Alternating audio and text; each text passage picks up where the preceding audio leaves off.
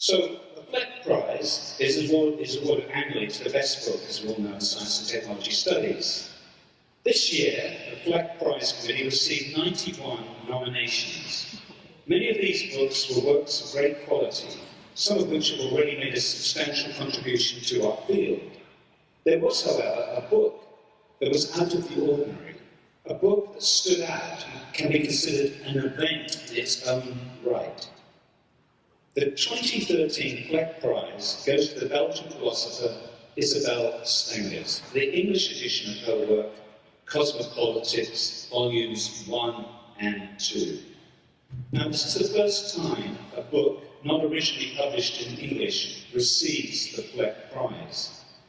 It is also an unusual and somewhat delayed choice, in that the book was first written in the late 1990s. The award thus reflects and acknowledges some of the transnational currents of thought that inform our field, as well as the slow, sometimes subterranean processes of intellectual nourishment that propel STS. Some of us also got books out there a long time ago, hoping that it is subterranean.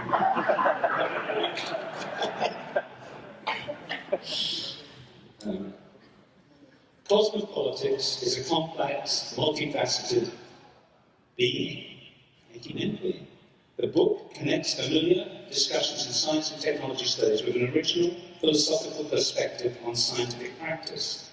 It incarnates a deep understanding of the modern scientific ethos and develops a speculative proposal for rethinking knowledge, politics, and the relationship between different scientific practices and disciplines, not least the relationship between scientific practices and the social studies of science.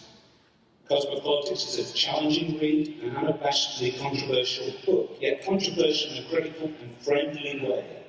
It has made its mark since its original publication in French, but its English edition has provoked and continues to provoke new and unusual conversations in STS. It is a work, most importantly, that is showing its power and relevance to the work of a new generation of STS scholars. Now, unfortunately, Isabelle Stengers is unable to come to San Diego to receive the prize. But fortunately, a very good friend of hers, well known to our STS community, and also a Fleck laureate, has accepted going to Halle to impersonate her and receive the prize on her behalf. So please welcome Professor Donna Haraway to accept this award.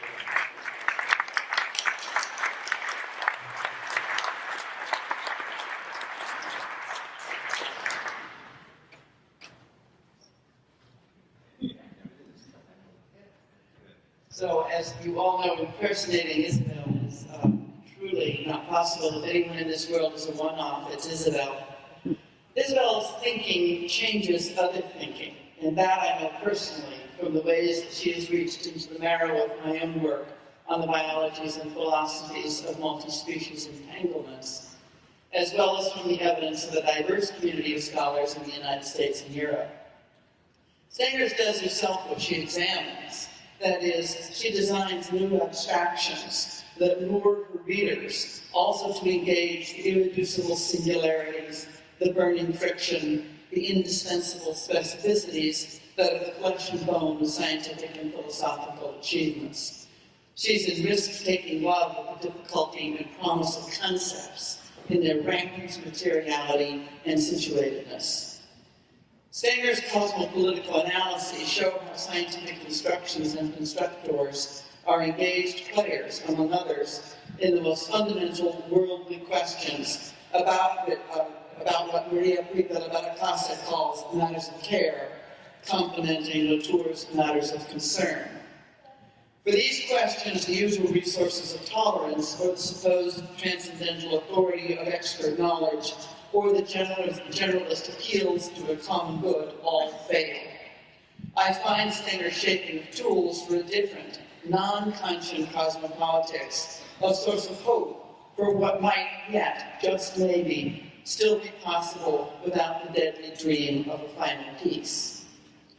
And so it's in that sense that I take up Isabel's own words and her debts to colleagues and ancestors, to which I add more ancestors who do cat's cradle with her, her spring figures and compost piles, for worldliness, because Isabel's list of those to whom she is grateful include the living and the dead. They include Diderot and Whitehead, as well as her living companions. She says, I am grateful that as a young philosopher, I was protected from, or rather ignorant of, the imperative, the old imperative, about the distance supposed to be maintained with the so-called object or terrain. That made me free to learn from what Karen Barad calls interaction, that I learned practicing an art of cat's cradling, where my specific responsibility was toward understanding and caring for the connecting string, for what was between, and demanded that I discover each time my own string moves. Or as she wrote in another context, knowing that what you take has been held out entails a particular thinking between. It does not demand fidelity, still less fealty, rather a particular kind of loyalty, the answer to the trust of the held out hand. Even if this trust is not in you, but in creative uncertainty. Even if the consequences and meaning of what has been done, thought, or written do not belong to you any more than they belong to the one you take the relay from. One way or another, the relay is now in your hands, together with the demand that you do not proceed with mechanical confidence. Close quote. So she says that her first step is toward those who made this learning both possible and necessary. For physicist Ilya Prigogine, the author of Order Out of Chaos, with Isabel, with whom she studied as a very young philosopher, and she learned to resist, else she would have been devoured by his passion. She acknowledges the debt toward hypnotherapist Leon Chertok, who called on me to help him in his struggle against the way hypnosis was treated as a despised object in France, but in such a way that she felt no need to practice or experience hypnosis herself. Perhaps these were the sorts of moves that led Isabel to embrace the Wiccan U.S. eco-activist witch Starhawk, or to write in a very different mode with Philippe Pignard, capitalist sorcery. She also acknowledges her debt toward Bruno Latour, a long-term friend and co-thinker, agonist and friend, where my part was to play the idiot, as Deleuze characterizes it, the one who may learn from the other's move, but still pulls a string and makes a knot that signals there may yet be a slowing down. And I added myself, not so fast, Isabel. There is truly an SF cat's cradle game between you and Bruno. Many tentacles, many digits, many attachment and detachment sites. She also says that she acknowledges a debt toward all the others whose hands would partner mine without obeying them or trying to have them obey.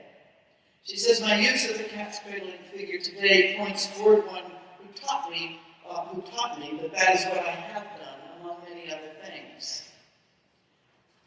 But she concludes with an acknowledgement for those with whom she works today.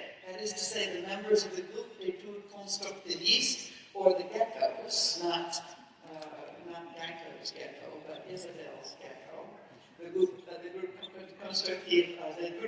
Constructivistes, which is a group of young people that is very like the kinds of groups that Rosie Bernardotti nurtured. For example, the Next Generation, that itself was a kind of compost pile for Maria Rica de la Casa, who was Isabel's own PhD student, who loops back through and makes the heat that sustains us all. So Isabel finishes by saying, I am grateful that we have learned together how to spin strings among and around us, and to trust each other's pulling and relaying hands in the rather insalubrious environment of the knowledge economy, which is the university today.